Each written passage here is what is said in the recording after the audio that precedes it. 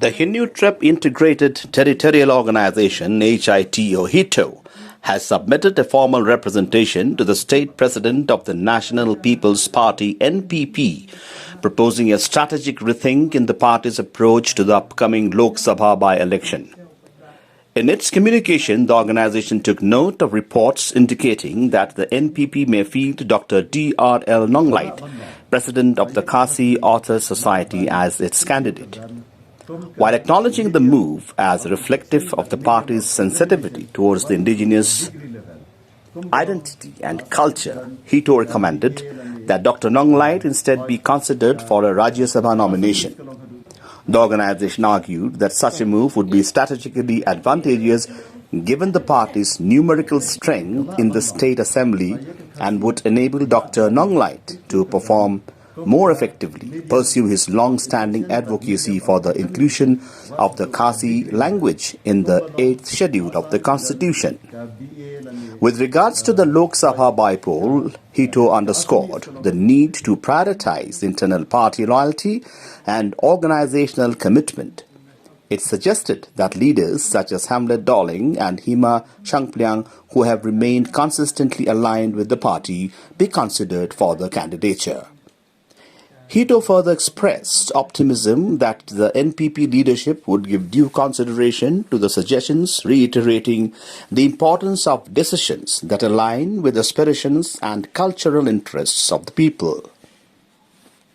Ilapha ka city office of the National People Party. Hagani ka city kabangila address sa state president of the National People Party kapang gade halor ka jing ajmut la ne rekente nomoy ki suggestion habi ade ibat ka ticket jong kane ka Lok Sabha election ka banwan dan ne kata ka by election ka ban long shakal Lok Sabha hadi dien ka jing khlat no jong doktor ar ki singkon te hagani ka jing ajmut ngi na kaleng ka seng ngi na pensungu ba ni stanat ye ka jing terwa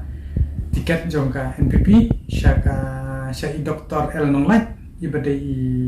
president jong ka Khasi Authors Society te ka hangne ka jingai ko jumut ko jongi hadin bangna lingba lat thai kumbor bangi ba kata ka sing National People Party ka long concern man Hito no ye kata ka contain Khasi lane ban inclusion of Khasi language in the schedule te henry ni one hakne ka jingai jumut lane ka suggestion pa ka ban khamba shu ni kentu ya ka NPP lingba ga ne ksti bakan simkia ba umdei ban ai ka MP ban yele election shaka ni MP election ka ban wan jong ka by election jong ka Lok Sabha hendrei dei ban ai ka seat jong ka MP Raja Sabha ga khnang ba I Dr. D.R.L. Nonglait kat katutau professor undan ha unshong apo Raja Sabha dabe number ba ka dei ka upper house but kabalong ru kabala long 100% ba in your ba hendrei ladangi phai pat shaka Lok Sabha ga deban happen ya khotun election kaba kan kamshitom bala in job ne la dimrem hendrei ngina kaleng bajungi ngisngo bala ka NPP ka don sha ka ta ga jingmut